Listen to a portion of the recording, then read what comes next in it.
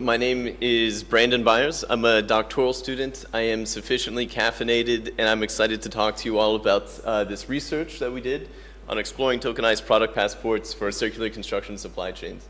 Also, thanks to the co-authors on this paper. To begin with a quick question, who all is familiar with the concept of a circular economy? Okay, most, how about digital product passports? Okay, so you guys are making my job a little bit easier, so that's pretty helpful. But just a brief recap on digital product passports. So it's this policy being pushed forward across the EU and Europe about tracking products along the supply chain. And there are some questions about what information we should be tracking or what that digital and physical infrastructure could look like. But the hypothesis that we're interested in beginning to explore with this paper is, can we use tokenization to help build this infrastructure, since it's yet as undefined. But to begin with, what is a token exactly? So I know it's a bunch of code and you can't really read it and maybe don't care, but this is basically a snippet of a token. So it's the structured JSON file. You can see that there's a title there, like the name of the project, some metadata, some linkage to some other projects or external file stores. And so maybe we can begin to think about, with this linked data format, how we can begin to nest or connect tokens which might represent products to one another. This was actually explored in a previous paper by one of the people sitting in the room today, Theo, on connecting building design and being able to automatically create a token representing spaces and components. So this kind of begins to set the precedent. In another paper in 2019, they looked about tokenization in general for physical assets, and they proposed these three approaches. The first one is tokenization for payments used as currency. And the next was as a utility for rights or services, or lastly for assets or securities, which we could discretize real-world assets.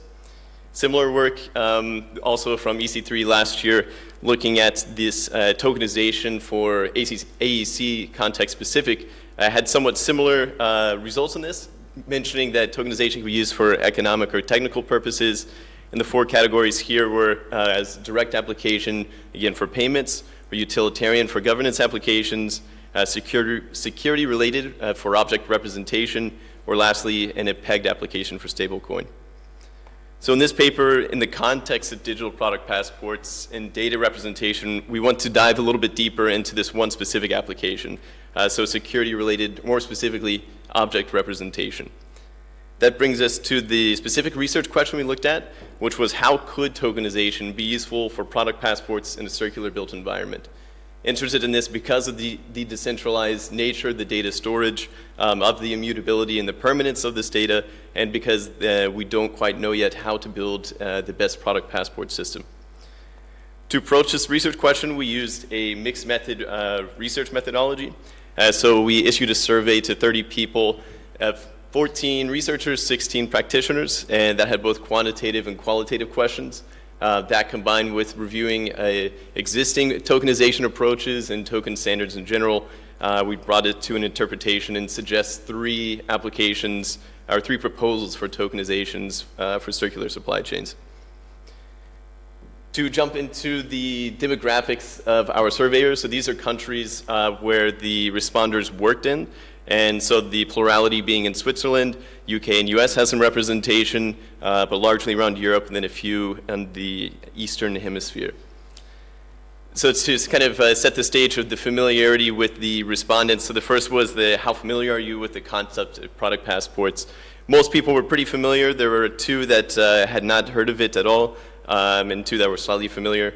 If we look at just the years of experience, a pretty good gradient where the plurality were younger people, and then we kind of have this tailing off trend as well. And so for some of the Likert responses of this familiarity, of this applicability for blockchain and tokenization, we looked at some correlations between them. So could we look at trends between these responses? And so some of these, so the positive correlation, they're both, for both axes, they're both higher, more likely to respond positively. So for instance, blockchain familiarity and blockchain applicability. But what I want to highlight in this figure here, there we go, nice mouse, is this negative correlation, which is kind of interesting. So for people who are familiar with product passports, there is a negative correlation with the potential applicability of tokenization or tokenizing product passports to begin with. So an interesting result to keep in mind. We have some other questions, which maybe you also can't read these as well, but I'll tell you them, so don't worry, about the data. So how do people think about data in the AEC environment at large? So this top question I think is pretty interesting. So how important are issues with data persistence and data storage over a building lifecycle? And 100% of the respondents said it's either very important or extremely important. And so as in this context of circular economy, of keeping information preserved over time, this is definitely something in the top of people's minds. And similar issues such as updating the information or authenticity of the information. And then lastly, in the bottom, we can see how important are issues with privacy, and also not so important. A third of the respondents said it's only slightly or not at all important. For ideal use cases for product passports, perhaps somewhat intuitive, but the top response was reuse and recycling. And then we see maintenance and upgrades and material traceability are also scored pretty highly for motivating product passports. So another approach that we used in the analysis of the response, so we had some open text questions, and we used an NLP technique that basically extracts themes from these responses and associates words together, this bag of words. So on this vertical axis, you see these themes and the words associated with them extracted from the responses to the question, what challenges do you see for product passports? And the top one, so this random assortment of words has to do with the data challenges for tracking and reuse of components. And the second tied for that, somewhat similar, lack of data and for these systems that's assured or certified even. So a similar approach, but on a different question. So what use cases could tokenization be used for? And this top one is on introducing award incentives. And so this is also something we've seen in some of the existing literature. And the second response was on asset ownership for the physical building components, which is a bit more what we're exploring here. Then we reviewed some token standards. I imagine we're probably mostly familiar with the two big ones, ERC-20, this fungible token standard, and then 721, this non-fungible token standard. But there are also a lot of other standards that are continually being proposed and edited and reviewed and sometimes implemented. And so these were some of the additional standards that we saw that could be useful for such product passport or traceability applications. And for some of them, the interesting ones like the 5791, a physical backed token. So how do we associate the digital asset to the physical token itself? Or 6551, a token bound account. So this allows tokens to own other tokens. And again, back to this kind of nesting idea, how do we start to build these relationships between these individual tokens or entities on the web? Extracting the features from these token standards and also looking at these kind of use cases for supply chain traceability. We came up with these main categories and the token features that are important for them, things such as product identification. And so these token features we're looking for designing a solution include like metadata capacity or asset linkage. And so we use these to kind of assess the responses and came up with 3 proposals of how blockchain tokens could be useful for product passports and circular supply chains. The first one is for tokenizing the digital product passport itself. And so this is useful for the regulatory information when we come up with what that set of information is that can be placed on the token itself as attributes within the token.